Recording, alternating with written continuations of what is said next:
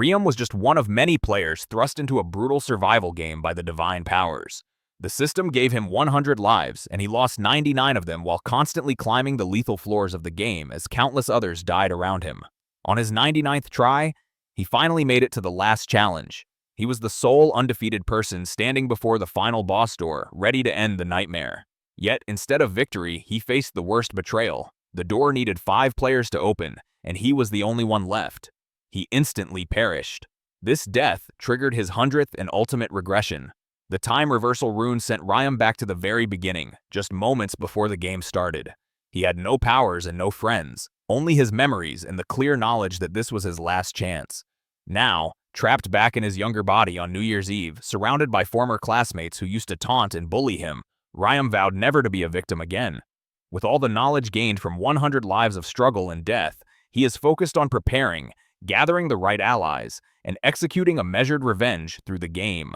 This time, he won't just survive and avoid death, he plans to dominate the very gods who created this cursed trial. An odd noise interrupted the room's buzz. A voice mocked the humans in a twistedly funny way, calling them foolish for their overconfidence despite being completely oblivious to what was about to happen. Everyone froze in surprise and quickly moved toward the sound, where they saw a glowing woman descending slowly from the sky with an angelic aura. She looked down on them dismissively, comparing the pathetic humans to monkeys trapped in a cage. People watched in complete awe, utterly captivated by the sight. Many thought she was a high-definition hologram, while others couldn't help but admire the angel's impressive beauty. Even Min watched, though he felt detached. It was interesting to him only because he had lived through this exact moment 99 times before, and now he found it more insulting than magnificent. The angel smiled with that same sneering, condescending look, mocking them for being so easily charmed by her. One clearly annoyed man, convinced this was an elaborate prank, spoke up. He pointed at her and demanded to know her identity, asking if this was a silly costume or a street performance with flying props. The moment he casually referred to her as a floating piece of silk, Min immediately knew the man had sealed his fate. In that instant, the angel's eyes flashed a fierce red. In a swift, insane movement, she decapitated the man. His blood sprayed the crowd, leaving everyone frozen in terror and soaked with fear. The lady, no longer graceful, stood as a ruthless figure, declaring this a deserved punishment for an insignificant human daring to disrespect a superior being. In a high-pitched, chilling voice, she warned the others that anyone else who dared to question her would meet the same swift end. Once silence returned, she commanded everyone to listen closely as she began to explain their situation. Riem, listening but utterly bored, compared her repetitive speech to those lengthy, dull announcements from a school principal that seemed to go on forever. She told them they were about to play a game with 20 rounds, one every month. She explained that their souls would be moved to another dimension for the game. All they needed to do there was complete an assigned mission. She added that upon finishing their missions, they would return to reality with rewards for their efforts. Everyone was confused by the vague explanation, wondering if finishing the mission truly guaranteed their survival. Just as they started focusing too much on the idea of simply surviving, the angelic lady spoke up again, clarifying that while completing the mission might seem like survival, it did not actually guarantee their lives. She then revealed the hard truth. Only half of the participants would survive, determined by their rank and accomplishments.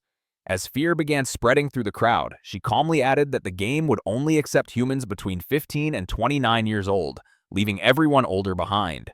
An elderly man burst into joyful laughter, shouting that he was safe. This immediately enraged one of Riem's followers, who grabbed the man's throat and started fighting. Riem quickly stepped in and silenced his man, cautioning him to understand the situation unless he wanted to literally explode.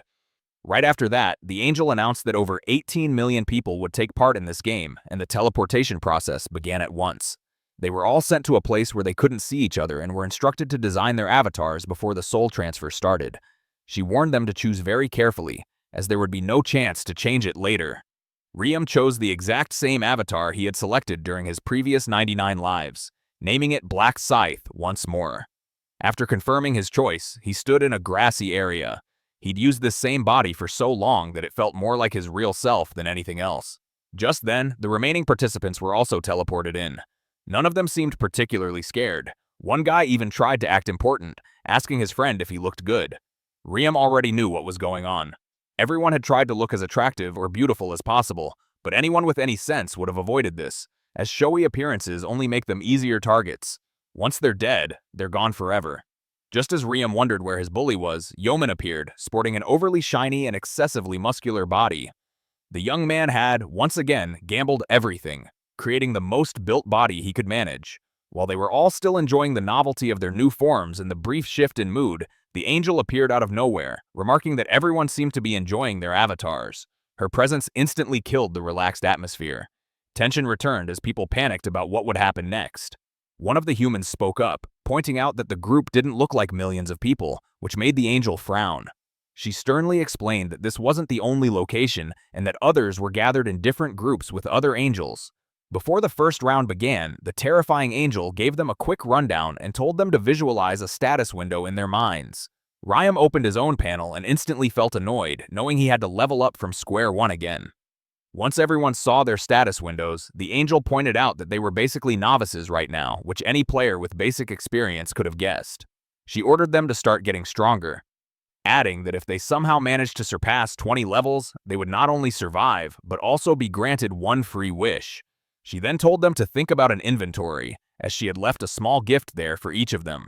Everyone checked and found a single rune piece waiting inside. The great furious angel explained that this random rune piece was a single-use item and could only be activated while they were still at level 1. She stressed that it was a unique item given only at this moment and explained exactly how they should use it. Yeoman immediately activated his, looking genuinely amazed by the result. The terrifying angel commented that everyone would be happy with what they received, and once the runes were fully recorded, she finally unveiled their missions. Just then, a mission window appeared before each person, instructing them to eliminate 100 goblins individually. Goblins started appearing everywhere, forcing the humans onto high alert. Suddenly, it looked as if someone had successfully marketed virtual reality, and they had all been trapped as test subjects for a new game.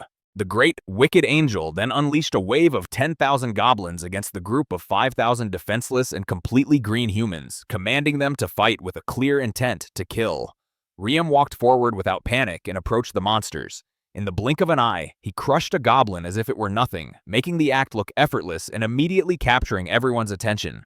Riem knew that first impressions lasted forever, and for a specific reason, he needed everyone to remember exactly who he was. His reasoning was simple. He wanted to keep all the annoying pests away, and to achieve this, he had to clearly demonstrate his immense strength. Moreover, he wanted to draw the angel's eye. To hit all these targets, he put on a spectacular show that made observers wonder if he was some elite soldier from a secret military program. Best of all, they might even coin his nickname, Black Scythe. Watching Riem operate like a true veteran encouraged those around him to try too, thinking goblins must be the weakest monsters. Just as they became arrogant, a goblin suddenly leaped out and plunged its dagger straight through a human, proving this was no harmless tutorial. In that instant, panic erupted. Instead of helping, everyone simply turned and ran for their lives. The goblins swiftly invaded the crowd and began slicing people, turning the scene into total chaos. Riem knew exactly what was going through their minds. Most likely thought this was some kind of game, but he was certain their survival instincts would take over soon. When that happened, they would only run, leaving everyone else behind without a second thought. Riem had done the same thing once, and it took him 2 lifetimes to finally realize that running from the monsters was pointless. A girl trying to escape crashed hard against some kind of invisible wall, painfully showing everyone that they had no other choice. They had to fight. For modern humans who hadn't even had to kill an insect, being forced to kill goblins just to survive pushed them against a wall. The only way forward was to completely change who they were. One by one, people began to fall, while those barely hanging on screamed for help. Meanwhile, the great wicked angel seemed to enjoy the slaughter, fully aware that while goblins were weak alone, they became terrifying when swarming and using weapons. Furthermore, she finally started showing the exact interest in Riem that he had anticipated. The angel found it frustrating that she couldn't view the player's detailed information beyond his mission progress, feeling it was beneath her, especially for someone of his perceived caliber. Still, watching Black Scythe was surprisingly entertaining for her. Riem continued cutting down the goblins with ease, making it look like child's play. With only a quarter of his target remaining, he accelerated his pace, killing mercilessly until the last goblins started retreating, running for their lives. This gave him a moment to breathe. In that brief pause, he opened his status menu and found he had reached level 4. Every time someone leveled up, they gained 2 statistic points, and Ryam allocated all of his into speed. He knew that in this divine game, the speed stat increased both attack and movement speed, and his past experiences taught him that no statistic was more vital than speed at the start of the game. After putting on a show to grab the angel's attention, Ryam decided it was time to wrap things up. He launched his sword like a whip and eliminated a few more monsters. The remaining goblins, realizing they stood no chance, stopped dead in their tracks. Ryam approached them and finished the job, ensuring they all died, finally completing his mission. While Ryam moved around effortlessly, he took a moment to think about his actions. He realized that the reason he had pushed himself so hard with the goblins wasn't just to catch the angel's attention. It was also to be the very first person on both the player map and the world map to finish the mission. A golden window appeared, revealing he completed the task in 10 minutes and 21 seconds, confirming his first-place finish. He knew that the top 3 winners received special prizes, and by taking first place, he earned a rare base-level weapon ticket along with a unique reward box for being number 1 on the world map. Ryam opened his player map reward and saw a variety of weapons. Of the choices, he picked the stiletto, a beginner's dagger, discarding the weapon he had used to end the round. He decided to save the world map reward for later and checked his status menu, noticing everyone around him was still struggling against the pitiful goblins. He then looked at a title he had won for being the last-time traveler, something he had never received in his previous 99 lives. Curious, he used the rune he had acquired and received the Time Reversal Rune. Just as it began to engrave itself onto his body, the system sent a notification. There were remaining effects of the rune already on him, causing the engraving to fail. This did not surprise Ryam. If the rune had successfully engraved, it would have created an endless time reversal flaw, which would have been far too powerful. The system also informed Ryam that his 100 regressions had unlocked a new title. Ryam understood that titles in this game were a superior form of runes. Looking at the details of his new title, he found that it granted the ability to fully revive 1 time after death. Ryam remembered that resurrection ability was usually reserved for priests, and even they could only revive someone at 30% health. However, his title was much stronger, offering complete recovery. Ryam was astonished by the power of his new title and quickly used the system's hide function to keep it secret. Having finished his checks, he wondered if anyone else had finished the mission and how Yeoman, the bully, was doing. He saw Yeoman fighting alongside his friends and knew he would also survive the round. As the number of humans approached the number of goblins, the bored angel decided to summon more goblins to keep the chaos going. Meanwhile, the bodies of the fallen humans started to vanish, leaving their loved ones sobbing in despair. The huge wave of 50,000 goblins overwhelmed the fighting humans.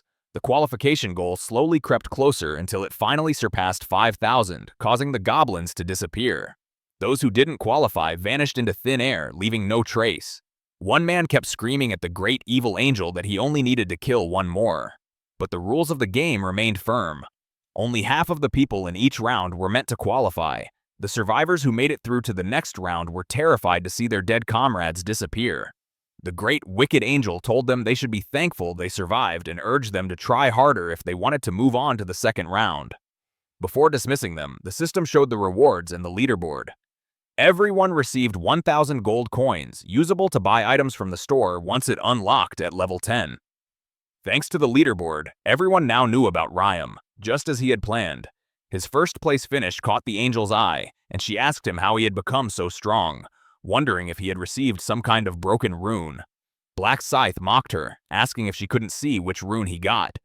The lady immediately changed her tone, claiming she knew everything, trying to maintain her reputation. Ryam then asked the angel if he could ask a question too, insisting that the reward he received for being first was not nearly enough for his liking. This demand for a better prize clearly infuriated the angelic lady. The angel demanded that Ryam repeat his outrageous statement, and without a second thought, he did so, enraging her even more. She frowned with fury, wondering how a mere human could possibly be unsatisfied after defeating a group of goblins. In her mind, she considered blasting Ryam's head off, but then she remembered that she had already used that power once, and the right to kill was a one-time deal. She regretted having wasted it on the other human, but then a new idea struck her. She asked Ryam if he truly needed a better reward. The angel explained that rules usually prevented such a thing, but she might make an exception. She instructed the other humans to wait, as she needed to speak with Ryam privately. Chaos broke out among the crowd. People wondered if negotiation was standard in this game, and others began plotting to ask for better rewards too. Everyone started guessing how great the prize must be, given that the angel was personally taking Riem away, and some even grew jealous of his good fortune. Riem followed the lady deep into the jungle, keeping a safe distance. She noticed this and told him to hurry up. Enraged, she thought of humans as nothing but pests who only obeyed when yelled at, but she let go of her anger. She knew she couldn't mess with the game system, which had been designed by superior beings. A wicked smile appeared on her face as she realized she had something malicious planned. Once they reached a certain spot, she planned to kill him. She knew killing a human for personal reasons could cause serious trouble, as she lacked the authority and could be punished for interrupting the game. To avoid consequences, all she needed to do was ensure there were no witnesses. When she finally arrived at a safe area, she turned around, only to be met with an unexpected surprise. A fist smashed into her face, catching her completely off guard. The blow sent the angel crashing to the ground, and a strange golden liquid began to ooze out, making her angrier than ever. Furious and determined to crush him, she tried to approach Riem, but to her shock, he vanished without a trace.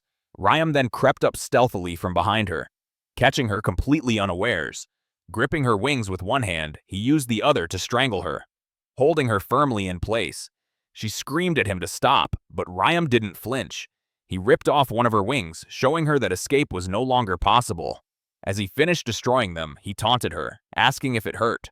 The angel, clearly confused and enraged, asked if he had lost his mind. Riem, smiling, calmly explained that he knew she had a hidden dagger in her wings and planned to kill him with it. The lady absolutely denied this, arguing it was never her intention, but Riem quietly called her by the name Brielle and told her that lying wouldn't help her. Brielle instantly panicked, wondering how a simple human could know her true identity. At that moment, Riem pulled out her own weapon, terrifying her into silence. Desperate to survive, Brielle tried to bluff, threatening to use her power to make his head explode with just a flick of her finger, but Riem immediately stopped her, stating that she had already used her one deadly move. This sent Brielle into a state of panic, and she started desperately making excuses, trying to strike some kind of deal. She attempted one last threat, saying her friends wouldn't let him leave alive, but Riem saw right through it. He told her clearly and simply, no one was coming to help, because all her supposed angel friends were just self-absorbed narcissists who wouldn't lift a finger even if she dropped dead right there.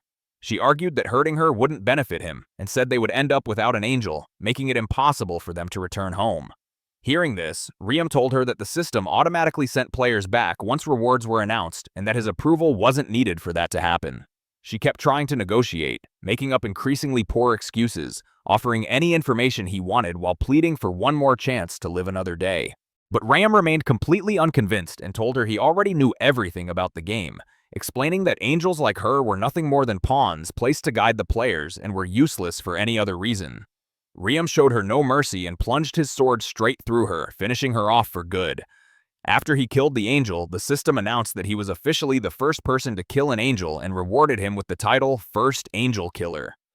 Furthermore, Riem received angel blood along with the Massacre Rune.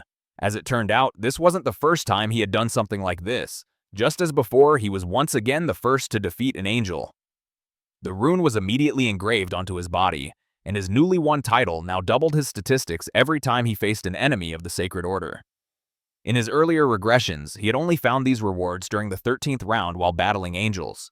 Since they were meant for a single person, the system had designed them to be as potent as possible. In addition to the doubling title stats, he also gained the rune bonus, which boosted his stats by 1% every time he killed an enemy, stacking up to a 100% maximum. However, this effect would completely reset once the next round began. Riem smiled while holding a golden object, the angel blood, which was the sole reason he had gone after the angel in the first place. This item allows a player to choose the Reaper as their profession. Professions are something every player gains access to upon reaching level 10, with over 30 different ones available. There are several ways to unlock a profession, such as obtaining a specific item or meeting certain criteria.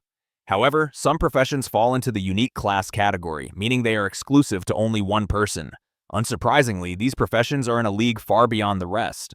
Riem then checked his world map reward and chose the experience boost for the next round, knowing that the most important goal right now was hitting level 10 so he could finally enter a profession.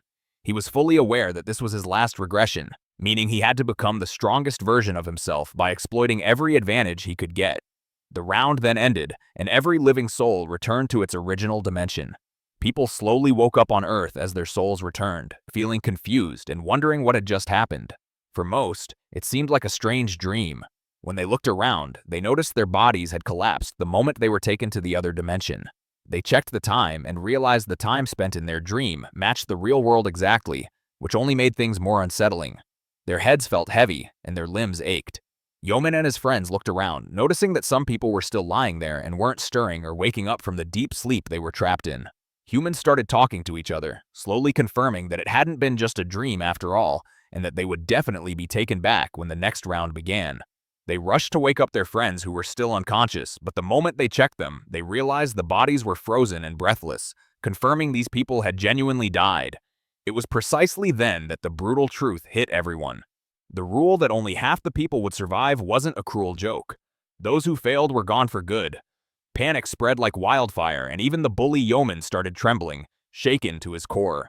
The piece of trash genuinely felt happy that rich or poor, everyone was now on equal footing in this new world. So he casually told a boy having a seizure to calm down and just enjoy life a little, adding that the world has always been unfair anyway, bringing the terrified child back to reality with his casual, mean-spirited remark. The bald man told Yeoman that while his life wasn't worth much, he still had goals to chase. But the frantic man ignored him, looking for someone he couldn't find.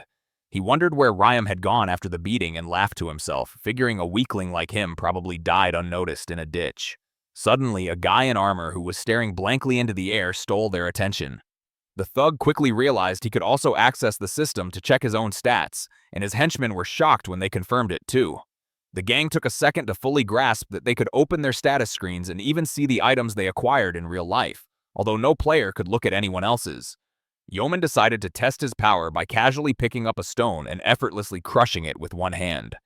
Seeing it turn to dust from his overwhelming strength, the man with snake-like eyes grinned like an idiot at his newfound power. The next day, news about the event spread like wildfire. It quickly became common knowledge that countless people had fainted after a mysterious lady, like a UFO, descended from the sky. Rumors circulated that she had the power to make heads explode or send people into comas. Watching the experts rush to interpret the situation on his phone, Ryam realized total chaos would erupt once they discovered that half the unconscious players, including some celebrities, were about to die from heart attacks. But he knew the real game would begin when the police found out the survivors had turned into players with special powers. While their low stats wouldn't be a huge problem initially, in later stages, they would become too powerful for even the military to handle properly. This is where Ryam planned to step in and stop them before they became overly intoxicated with power and destroyed Earth long before the final round. He had already decided he would achieve this by dominating them with his own overwhelming strength. However, this time, he knew he had to play smart and unite the 4 best players by his side if he wanted to survive the final round. Though there was something far more important he needed to address first. Back at his apartment, Ryam stood in the kitchen and felt guilty because his little brother had only eaten 1 cup of ramen. As always, Ryam quietly opened the door and glanced inside, careful not to wake the boy. He felt relieved that Juan could finally sleep peacefully, even without his older brother nearby. After all, despite his height, the walking stick was still just a 7th grader living alone with his brother since their parents died in a car crash. Squeezing the bandage around Juan's bruised hand, a wave of regret and pain washed over Ryam. Without a moment's hesitation, he turned on the lights and told his little brother they were leaving right now. A sleepy Juan asked why he was being made to get up so early, but his older brother pulled the blanket off him, ordering him to lift his lazy butt and change because they had something important to attend to, which he would explain along the way. The younger brother complained, wondering if this was just another one of Ryam's random morning walks, but Ryam suddenly lowered his voice to a serious tone. He let him know that some serious things were about to happen, and now wasn't the time to be half asleep. His little brother frowned and asked if anything had happened during the New Year's celebration Ryam had attended, and Ryam said he'd explain once they were on the road. As the brothers headed down a quiet alley, Juan asked what was making his older brother suddenly act so tense and serious. That's when Ryam told him to check the news, because a lot had happened while he slept soundly. Juan's jaw dropped when he saw the shocking headlines about an angel who had kidnapped a group of young people and taken them to another world, with Ryam being one of those poor souls who barely managed to return alive after completing the first mission. His younger brother immediately began to panic, demanding to know if Ryam was truly okay, especially since after their parents' accident, Ryam was the only family Juan had left in the world. Juan remembered the devastation he felt back then, but somehow his older brother had always stayed strong and made him feel their parents were still with them, even now. However, there was a limit to how much one person could endure, and even one might not be able to handle something as traumatic as being suddenly forced to hunt 100 monsters. Already knowing exactly what his younger brother was thinking, Riem calmly reassured him, saying that the stat system made players stronger, so even a thin guy like a stick of spaghetti would be fine. Seeing that Juan still didn't believe him, Riem told him all those worries would disappear once he went into a fight, and all he needed to do was follow and trust him for now. But the little brother crossed his arms and stood firm, refusing to move an inch until Riem told him what he had been hiding all this time. Looking at the ugly bruise on one's hand, Riem's face hardened again as he finally spoke and mentioned the idiot who had been bullying Juan all this time, causing the poor boy to start sweating profusely. Hearing the stalker's name leave Riem's lips, Juan was completely stunned that he already knew about his situation. He turned to his brother and asked if he had really known everything from the start. Guilt hit him hard, because he had tried so hard to keep it hidden, not wanting to cause Riem more problems when he already had enough to deal with. But deep down, Riem felt an overwhelming need to apologize to his little brother, as he never truly realized the pain one had been carrying all this time. In his first life, Riem ended up finding out in the worst way possible. He was lying down taking a nap when one casually mentioned going out for a walk. Sometime later, Riem answered a call in a foul mood, not expecting anything. But the woman on the other end gave him a cruel shock when she told him he needed to come to the hospital. It turned out that one had been so brutally beaten by his stalker that night that he ended up losing his complete vision. Riem felt like a pathetic weakling back then, and the weight of his own powerlessness hit him like a truck. Therefore, in this life, he was determined to make sure his little brother never had to go through anything like that. At the same time, in a rundown alley, Tayu threw a nerd against the wall with a powerful kick and began screaming, remembering he was supposed to show up with 20,000 guys. The nerd simply lay there like a lifeless character. The fat bully kept kicking him repeatedly, and even his own thugs started looking surprised at how much punishment he was delivering. While the boys stood frozen by his ruthless attitude, Tayu started complaining that there was no way to get a big enough bike for his huge frame without the nerd's money. He turned to one of his henchmen and asked who else they could squeeze money out of. They started thinking it over until the boy with the big forehead spoke up, suggesting they call the tall, curly-haired stick, meaning one. Just thinking about the face one made Tayu want to hit people. Tayu smiled and casually shared that their New Year's welcome plan was to start by beating up that kid. While his thugs pitched the brilliant idea of getting money from Juan, the bully quickly reminded them that the boy was basically a homeless hut dweller who never had a penny to his name, no matter how much they hit him. The moment Tayu mentioned Juan living with his brother, his eyes locked onto a couple of approaching figures. To his delight, it was none other than his favorite punching bag along with his older brother. That sight alone made the basketball-shaped troublemaker and his henchmen grin widely, joking that usually the devil appeared when someone said their name, but instead they got a gift. Right after that, Tayu went completely wild and cursed at Juan, which frightened the younger boy, causing him to tremble and quickly apologize. Riem remained completely unfazed. He gave Tayu a cold stare that plainly told him his days were officially numbered. Tayu grinned, thinking one had only handed him a fresh punching bag, and then asked who exactly Riem was to come save his pathetic hide. Before one could even respond, his older brother stepped in and introduced himself, which made Tayu smile widely, telling one that he'd truly messed up this time. Now his brother was about to pay for being a snitch. But then the blob of a man paused and decided to send his boys first, just to see how good this guy actually was. The first lackey almost choked laughing when he saw how skinny Riem was, but Riem answered with a powerful, straight punch to his face, dropping him to the ground with a solid, satisfying thud. That move stunned the low-budget thug. He instantly threw his fist at full speed through the air, but Riem smoothly dodged it with a clean sidestep. Riem then hit the guy so hard that the poor fool flew toward a distant pile of boxes, screaming for his mother like a baby. At the same time, the bald man and the last of Tayu's henchmen dropped to the ground, trembling and crumpled in pain from a single blow each. Seeing all this, the fat bully started shaking, barely staying upright while trying to assume that Riem must have learned a bit of boxing somewhere. Trying to act tough, Tayu sneered that there was no way such a scrawny guy could throw punches strong enough to hurt him. He approached Riem confidently, walking like a cartoon villain as he towered over him. He arrogantly pointed out that those amateur boxing lessons probably forgot to mention how brutal the height difference could be in a real fight. But Riem laughed at the big block of meat and asked if this guy even watched the news. Seeing him smile infuriated Tayu, and he lunged his fist forward, ready to deliver a painful lesson. However, Riem easily dodged the blow, causing the giant bulldog to trip while trying to land a single hit, turning every avoidance into an elegant move. Taiyu's heart started pounding like crazy, and he almost had a heart attack from moving so much, all while wondering why none of his hits were connecting. Fed up with the big man's tantrum, Riem ended the show by knocking Taiyu out with one brutally satisfying punch. He then stated directly that Taiyu wouldn't have dared challenge him if he had actually watched the news. As the big guy struggled to stay conscious, he launched himself at Riem again, only to be defeated a second time. This time, Riem made a fluid move, disappearing like a shadow and reappearing right behind the fat man to deliver a clean punch directly to his oversized double chin. Holding his stinging mouth, the big guy started cursing at Riem until he almost lost his mind when he noticed he was missing a tooth from the impact. This sight enraged him even more than a chunky gamer losing a match, and he launched a wild, desperate attempt to take Riem down. As always, Riem showed no mercy and started hitting that watermelon-sized head with so many punches that Taiyu seemed ready to fall apart at any moment. His pathetic lackeys watched from a distance, too terrified to even breathe properly, practically wetting themselves. Meanwhile, the budget thug grew angry and became convinced that Riem was only winning because he always struck first. He thought that if he could land just one sneaky hit, the toothpick-like guy would fly across the room. With that, he tried his best one-punch man effort to take Riem down with a single blow. But Riem countered him, sending the human football flying directly toward a distant wall.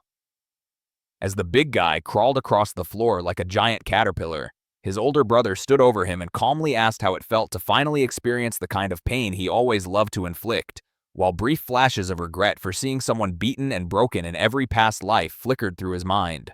Taiyu suddenly changed his attitude and began pleading for mercy, trembling on the ground just like the children he had bullied.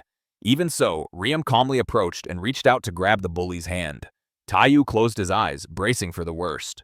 After a few tense moments, Riem flashed a wide smile and declared that Taiyu's biggest mistake wasn't being born, it was daring to upset one.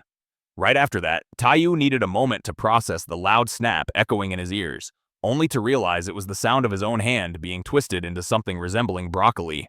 Riem didn't stop, grabbing the other hand as well. The high-pitched sound of breaking bones returned so brutally that even the remaining thugs ran away terrified from the madness. Being the shy soul he was, one quickly looked away while his brother continued, ensuring the supposed thug understood exactly what would happen if he ever thought about getting involved again. However, Riem smiled broadly at the pleading thug for even thinking he might be gullible and made it clear he would never trust someone despicable like him. This ensured Taiyu would never lay his dirty hands on another innocent child again.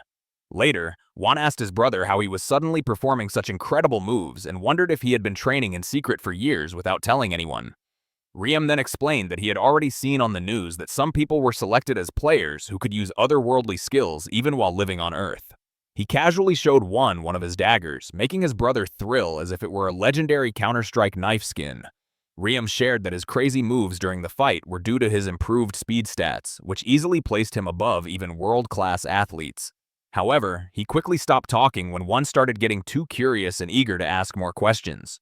Riem simply shrugged, remembering how the last time he shared too much, one ended up being kidnapped by another player. Although he escaped unharmed, the older brother had no intention of letting that painful experience happen again. Riem suddenly turned his head when a booming roar came from Juan's stomach. Riem quickly offered to take him to the convenience store for a special breakfast to celebrate what had been a pretty good, peaceful day.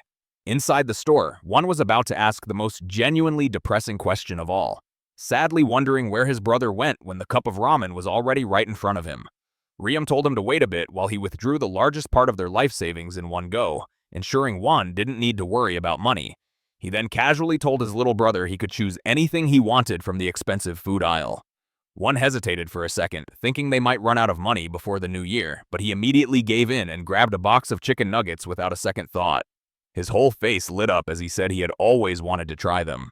Seeing that beautiful smile made Riem so happy that he promised to take him to a restaurant next time so he could finally try steak. Seeing Juan get excited over chicken nuggets made Riem think to himself that he just had to hold on a little longer until he was making serious money. After that, Riem saw Juan explode with happiness as if he had fulfilled his life's mission. But then Riem suddenly remembered something important. The older brother returned and slammed a pen onto the table, stunning Juan, and announced that he spent almost all his life savings buying lottery tickets. Sweat dripped down Juan's face as he nervously asked Riem exactly how much he had spent on them, only for Riem to casually reveal that he had emptied the entire account, sending Juan into a full-blown panic attack.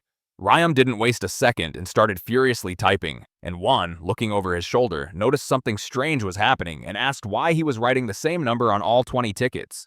With a sly smile on his face, Ryam proudly told him it was a lucky number. Back in their apartment, Juan sat dreading every second, watching the lottery announcer slowly reveal the winning numbers. He was practically chewing his nails, thinking about the elegant meal they could have enjoyed instead of wasting all that cash. But his worry quickly faded when the announcers declared the lucky digits. One stared at the screen, completely stunned, realizing they matched the numbers Ryam had noted perfectly. The host even announced they were the #1 winners. Feeling trapped in a bizarre dream, his eyes welled up with tears, and he asked his brother to pinch his cheek just to confirm it was real. Ryam casually told him to settle down and stop acting crazy, or they would bother the neighbors, laughing to himself as he recalled how he once screamed like a little girl the first time he successfully guessed the winning numbers. But now, with everything happening and the economy about to be crushed by the players, making a fortune felt like a piece of cake. Then, Ryam walked into the bank confidently and casually told the teller that he was the main winner and wanted to claim his prize. The teller congratulated him, though silently noting that the first-place winner looked suspiciously young, almost like a normal student. He asked Ryam where he bought his tickets. The moment he heard the branch number, the teller started panicking, remembering a man had once mentioned that over 100 winning tickets came from that single store. The employee instantly realized this could only mean one person bought them all.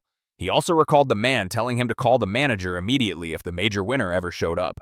He politely asked Ryam to wait a moment, and it wasn't long before the manager appeared in person.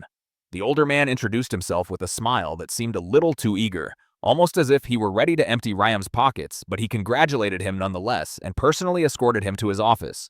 Inside the office, his secretary immediately bowed deeply to both of them, clearly thinking the manager had brought in his own son. However, the manager quickly corrected her, saying that Ryam was actually a very special guest and that she should be especially kind to him today. The woman instantly realized this must be the living legend who won the 100 winning tickets and tried not to lose her composure.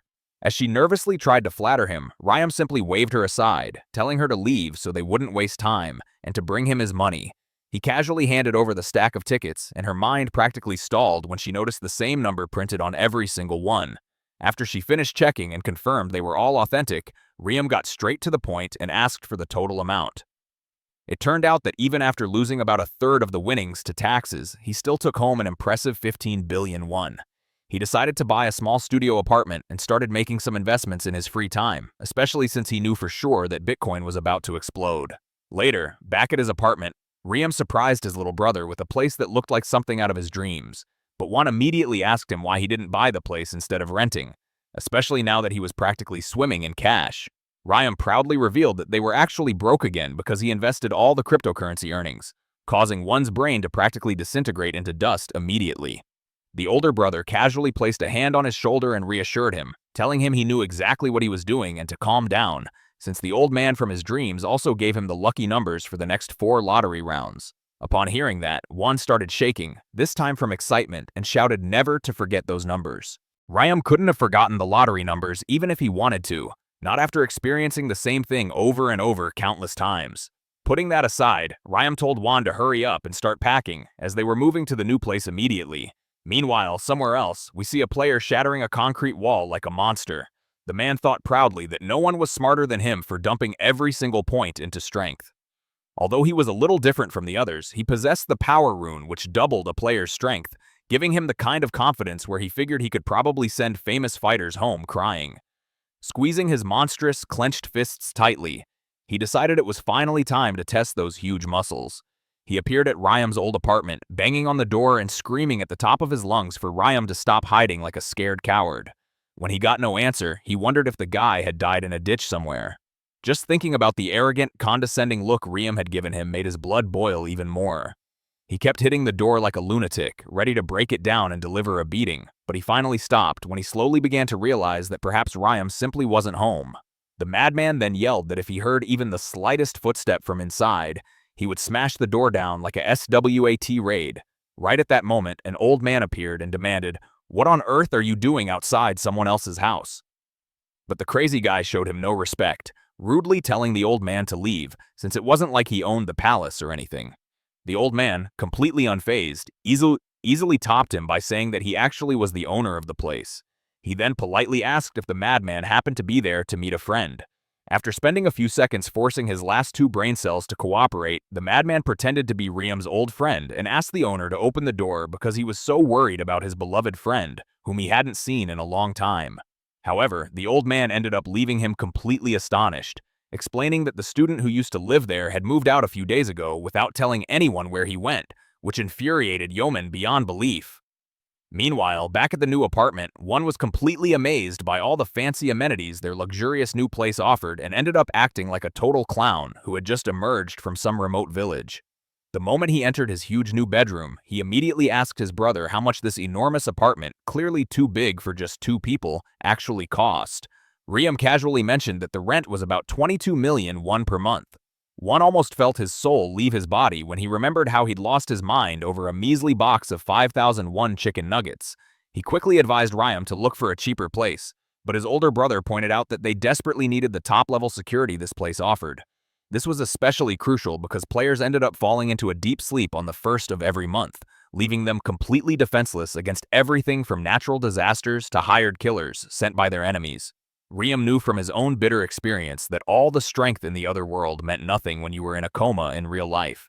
After explaining everything, he asked his brother what he thought of the apartment. One was quite happy with it, though his smile quickly faded as he finished apologizing to Riam for wasting his time and energy with his sad problems when he already had enough threats to handle in the other world. Riam laughed, giving him a good slap on the back, and asked the shameless boy if he really thought he wouldn't be returning after the next round. He then told his little brother to relax for once and enjoy the 5-star restaurant located right in their building while he went to check his messages. He scoffed at all the angry rants and diatribes sent by Yeoman, but ignored the madman without a second thought, because no matter how loudly Yeoman barked, Black Scythe was practically untouchable now. The next day, Riam left his room and found his little brother, Juan, all packed up and ready to head out somewhere. Juan cheerfully told him he was going to pick up some rice cakes he'd ordered, which left Riam completely confused. He had never done anything like that in any of the 99 lives he remembered. Curious, he asked what the occasion was, and Juan explained that he wanted to be kind to the neighbors since they had just moved in. Thinking it was a nice custom, Riam felt proud of the young boy and suggested they go together, just to be safe, although Juan tried to convince him to relax, saying he deserved it. At the first neighbor's door, Juan rang the bell and excitedly told the sweet old woman through the speaker that he was there to drop off some rice cakes. The elderly woman warmly acknowledged the gesture and wished the brothers a very good day. Following that, they continued visiting the other apartments one by one until they finally reached the last one. On the way, Riam told his brother that everyone in the building had a private penthouse, so they were either ultra-wealthy business owners or celebrities. One rang the last bell, but it seemed the owner wasn't there. They turned to leave when both brothers were completely stunned to see a beautiful woman walking directly toward them in a gold dress. It was none other than the famous actress Erin. One was utterly delighted by her radiant beauty, while Riam remained completely impassive.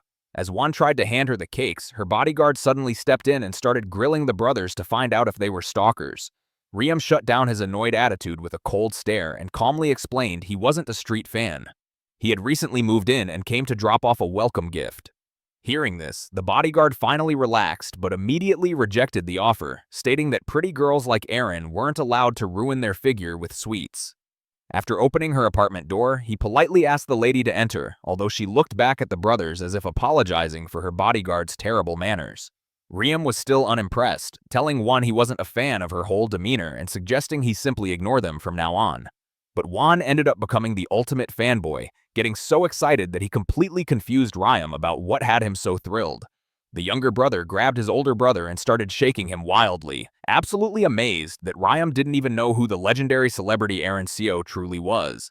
Meanwhile, Erin continued reading headlines, noting that more than half of the celebrities attacked in the other world had been eliminated or had taken their own lives, which made her deeply worry about what on earth might happen to her. Right then, she received a message from a friend telling her that one of her elders had recently passed away and asking if she was attending the funeral the next day. She stopped looking at her phone for a second and began thinking that without her amulet, she definitely would have been just another victim in the news. Then, the lady felt bad for being arrogant enough to think she was special enough to be mentioned in a headline, since she was only a rising star whose success and even her studio apartment were sponsored by her company. Seeing she was very stressed, her bodyguard, Seon Sheol, gently asked what was bothering her. When she said it was nothing important, the man told her to feel free to talk to him about anything, no matter what it was. Erin finally admitted she was very worried about how she was going to survive the next round in a world where celebrities were dropping like flies. Seon-cheol told her she should calmly relax because he would be by her side every step of the way. He gently pointed out that she had been thinking too much lately and told her to trust him a little more. Erin ended by giving him a beautiful smile, recalling how distrustful she had been when the company first assigned him as her caregiver. But he had almost instantly earned her trust, since he practically saved her from being eliminated in the first round. Seon-cheol reassured her, saying he would always be there for her, which brightened her mood. He then joked that the rice cakes their neighbors brought looked truly delicious, but he told her she was already becoming flabby and really couldn't afford to gain more weight. Still, she pointed out it wasn't very nice to reject them so rudely, as it was rare nowadays to see people still honoring old traditions.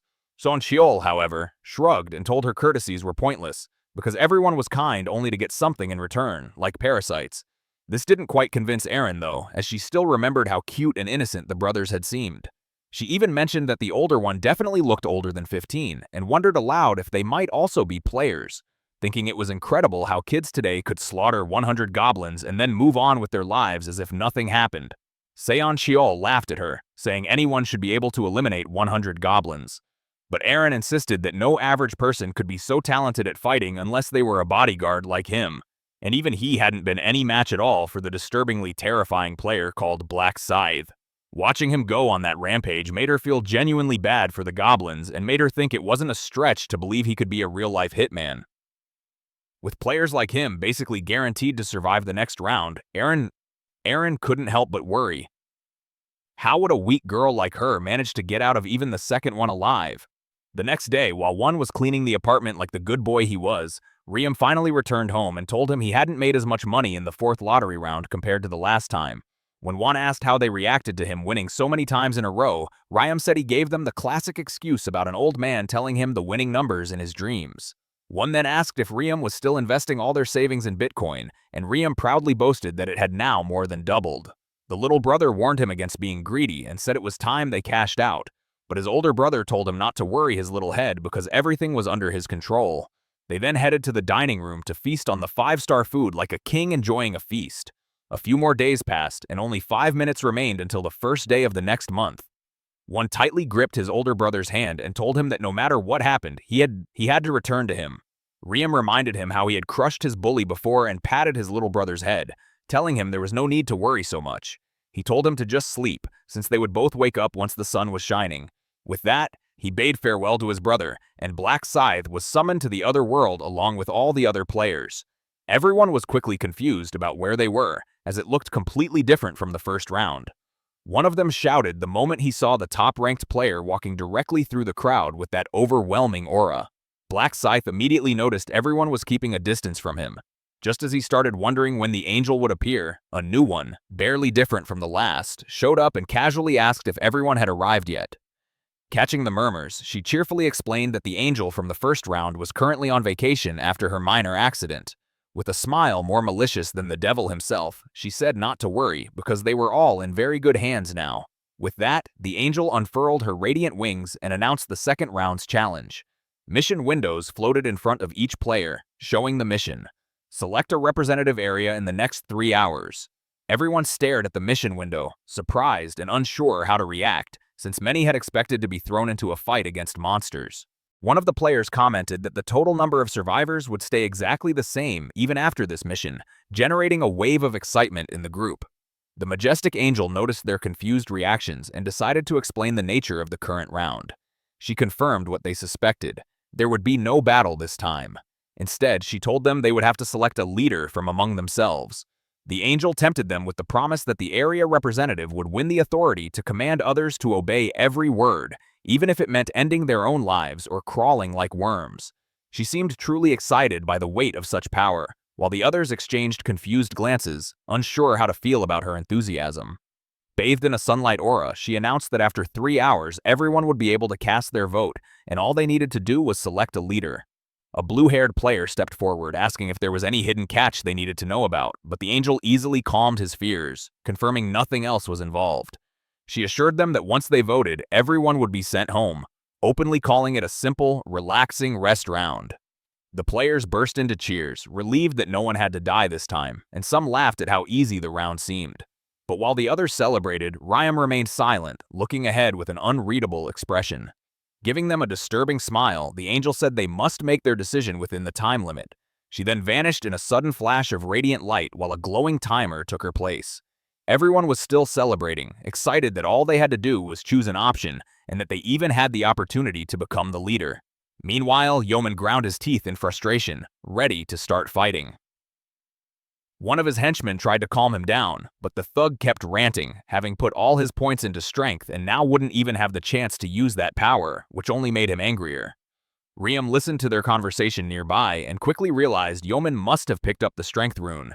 He casually remarked to himself that all of this was unfolding exactly as it did in the canon, and nothing had truly changed yet. Furthermore, he hinted that while everyone was going to argue over who deserved their vote, there was something far more important that no one was paying attention to. Rayam thought that if there were main missions, there must also be side missions as he walked toward the forest. The hidden secondary mission for the second round revealed itself as a class selection mission. Rayam drew his dagger, setting the goal of reaching level 10 as quickly as possible. He moved toward the hobgoblin in the distance and quickly defeated it. His ability boosted both his experience points and the rewards he received, assuring him that choosing to hunt was the correct decision. He noted that if one goblin was nearby, there were surely more hidden just out of sight. At that moment, he saw several pairs of sinister lights gleaming among the bushes. Rayam gave a small smile as he prepared to face the approaching horde. He cut through them easily, and the system quickly notified him that he had leveled up. Opening his skills window, Rayam saw he had reached level 9. Although the idea of boosting strength was tempting, he chose to allocate all his points to agility. He told himself that brute power was useless if the enemy managed to deliver a fatal blow first. For Rayam, every stat had its own value, and given that the Reaper class he sought used both physical and magical attacks, it made more sense to balance all his statistics evenly. Suddenly, he froze, sensing another presence nearby. He realized too late he had been so caught up in the fight that he hadn't noticed them earlier. He raised his sword, pointing it straight ahead, and warned whoever was hiding to step out now or be prepared to suffer the consequences, making it clear they would pay with their lives if they chose poorly. From behind a tree, an impressive girl emerged from the rustling bushes. Rayam blinked in surprise when he saw that his pursuer was none other than the famous Erin. She apologized for having followed him, and before he could react, another person appeared behind her. The second figure also apologized and quickly tried to explain that they never meant any harm and that there was no reason for him to stay angry. Rayam instantly recognized the man as Seon Cheol, who was one of Yeoman's most loyal followers. Yeoman was an important player known as the Celestial Demon, and Rayam planned to recruit him later. Rayam was also searching for a specific priest for an important event in the 20th round. Meeting him this early confused Rayam, and he couldn't help but wonder what Seon Cheol was doing with a celebrity like Erin. After thinking it over, he supposed Seon Cheol must be the same bodyguard who was assigned to her, probably under Yeoman's orders. Rayam demanded to know how long they had been following him, clearly frustrated that the future seemed to be changing in unexpected ways. Erin admitted they had been tracking him from the start and apologized again if they had overstepped their bounds. When he pressed harder, she suddenly blurted out that she had a proposal. Since he easily passed the first round, she wanted to form a party with him. Rayam laughed at her request and pointed out that a deal only worked when she actually had something to offer in return. Rayam responded with an icy tone that he had no use for either of them and felt perfectly fine handling things alone, so they should reconsider this and return to the clearing. Rayam turned and walked deeper into the forest, repeating with a cold edge that he didn't need them. Seon Cheol muttered about Rayam's irritatingly boastful attitude while Erin fell to her knees, overwhelmed just by being in his presence. She declared his frontline status was clearly not just for show and that he exuded pure dominance, but Seon Cheol remained completely indifferent to it all. Erin felt devastated that her charm had no effect. However, Seon Cheol seized the opportunity to scold her, saying he had already warned her that people like Rayam never fit well into a group. He continued criticizing her for wasting valuable time chasing someone so clearly reluctant to join. Erin never expected to encounter monsters in such a peaceful setting, and now she decided to hunt them with her bodyguard by her side. Deep inside the forest, a hobgoblin scanned the area in a panic, completely unaware of Rayam as he dropped from above with a silent Assassin's Creed-style strike. Rayam was still angry at the idea of teamwork, convinced they would only drag him down, as he casually sent the goblin to an eternal nap. The system popped up with an update to his kill count. But the brief moment of peace quickly ended as creatures resembling fully grown gnolls began to emerge from the brush. Riem blinked in disbelief at their numbers and thought that perhaps luck was finally on his side. The gnolls charged, ready to tear him apart, but he didn't flinch for a second, slicing through them effortlessly as if they were made of paper. Monster corpses fell like confetti all around him as the system beeped, announcing that he had just reached level 10. Soaked in enemy blood, Riem fixed his gaze on the bright message, smiling as it confirmed he had finally unlocked the profession he always wanted. The system notifications continued appearing one after the other, reporting on his new level and newly unlocked skills. As Riem kept his concentration fixed on the mission window, he already recalled the upcoming mission requirements from his past lives. So when the system instructed him to retrieve the class change item, he didn't flinch. While most players would feel lost and unsure what came next, Riem remained confident, fully aware of the hidden conditions necessary to claim those rare items. Warriors needed to increase their strength stat to 10 and eliminate 30 monsters in under 60 minutes, while berserkers had to stay in combat for a full hour, all while their wounds remained open. On the other hand, assassins must deliver precise backstabs to monsters to win the class item. Thus, the path each player took directly shaped the class they unlocked. In past lives, Riem used to hunt monsters without a plan, which always locked him into the hunter class.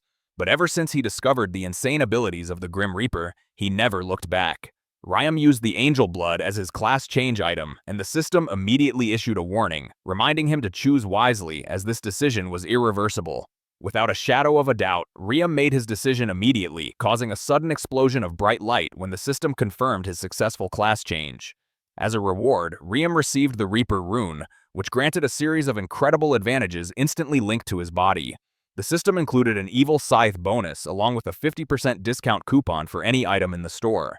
But that wasn't all. He was also promoted to the rank of Apprentice, the second to last of 6, and unlocked an exclusive rank ability called Seal of Death, in addition to the power to wield the Scythe of the Lord. Riem remembered that if someone failed to secure a class, they risked remaining a rookie forever, so proceeding without delay was definitely worth it in his case.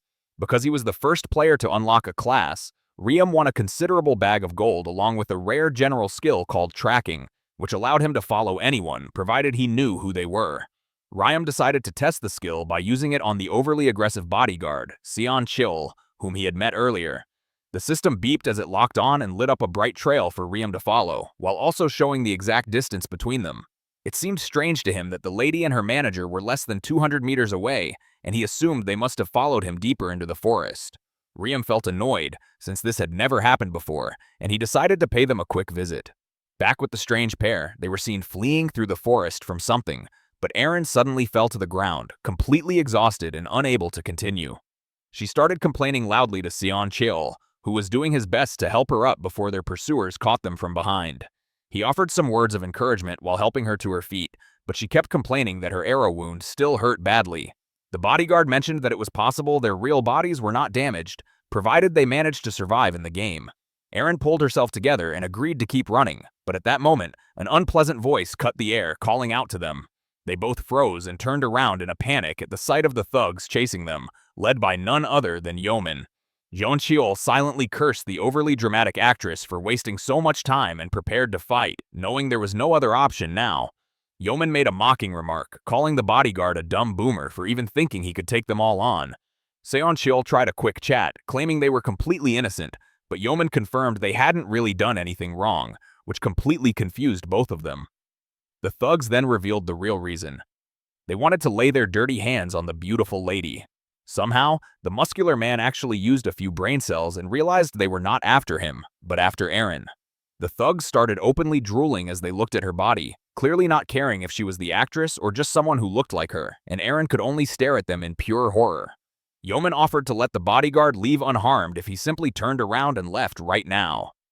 Seon Cheol paused, thinking that if he had known what they were truly looking for, he might have left from the start, since he was in no hurry to die soon.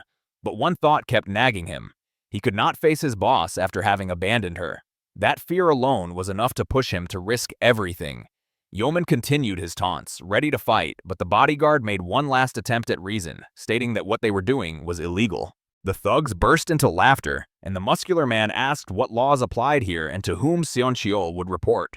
Yeoman mocked him even more, questioning how any of this would be proven or located later. This frustrated Seon Cheol, but deep down, he knew there was some truth to what Yeoman said. Since threats hadn't worked, he decided to confront them head-on. But just before he could launch an attack, a figure in the distance broke their concentration. Ryam entered the scene, leaning against a tree, his aura forming around him. His sudden appearance took everyone by surprise. Black Scythe walked slowly toward them, demanding to know what was happening. Yeoman tried to speak, but Ryam interrupted, asking the duo about their situation. Seoncheol quickly explained that the thugs were after Eren and begged for Ryam's help, promising to return the favor. Ryam stared at him, asking if what they were saying was true. Yeoman tried to ignore it, telling Ryam to leave, but Ryam wouldn't accept it. He began to glow with an ominous aura, declaring that the duo were his friends. The thugs stared at the black fire in fear, but Yeoman dared to question him. Ryam slammed his scythe down, saying coldly that he would not abandon them in their time of need. Yeoman felt completely terrified, wondering how Ryam planned to handle the situation with all of them. The duo breathed a sigh of relief and expressed their gratitude toward Black Scythe, but Ryam was far from satisfied. He also wanted something for himself and did not intend to leave this encounter empty-handed. He thought that saving Yeoman's subordinate, Seoncheol, was working for Yeoman, could earn him some valuable favors, which would mark the beginning of a strong and prosperous relationship between them. The best part was, he never liked the thugs from the start, so taking them down was just an added benefit, killing two birds with one stone. The thugs panicked while Ryam advanced steadily toward them, challenging them to stop him. Ryam paused for a brief moment, smiling mockingly as he asked if they only barked but didn't bite. Yeoman quickly realized he stood no chance against the person who had confronted the goblins and claimed first place. He knew that only an absolute fool would dare fight him after seeing what he was capable of. Ryam mocked them once more and demanded they be honest with him. Yeoman wondered if Ryam would let him go, but Ryam replied that he would only consider it if they crawled like dogs and begged for mercy. The muscular head struggled to process what was happening and realized Ryam was simply mocking them and wanted them to kneel while his friends and Eren watched. Yeoman felt tempted to back down, although his reputation was at stake. Suddenly, a not-so-brilliant idea occurred to him, and he convinced himself that his training had made him strong enough to crush Ryam like a can. An ill-placed surge of confidence filled him, and he openly insulted Ryam, warning him to prepare for the beating of his life. Yeoman, now furious, turned toward Ryam and told him to take his pathetic self somewhere else because he was about to get thrashed. The muscular man charged, thinking he could close the distance enough to hit Ryam's head, believing one well-placed blow would be sufficient to deal with Black Scythe. Yeoman could almost taste sweet victory, but he was surprised when Ryam suddenly raised his scythe and asked him what he planned to do now. Ryam provoked him, mentioning that the fight would end quickly if he used a weapon, so he decided to make things fair. The muscular man smiled in confusion, but his expression immediately changed when Ryam vanished from his sight. Ryam sped toward Yeoman, who smiled, thinking a clean hand-to-hand fight would benefit him. The hardhead threw a wide punch, but to his surprise, Ryam managed to effortlessly dodge it. Before Yeoman could think of anything else, he suddenly doubled over in pain when Ryam drove his knee into his stomach, sending him flying backward. The brain-dead thug groaned in agony, struggling to get up, but still managed to spit out a curse at Ryam. Without flinching, Black Scythe approached the bully and punished his blasphemy with a brutal and relentless kick to the face.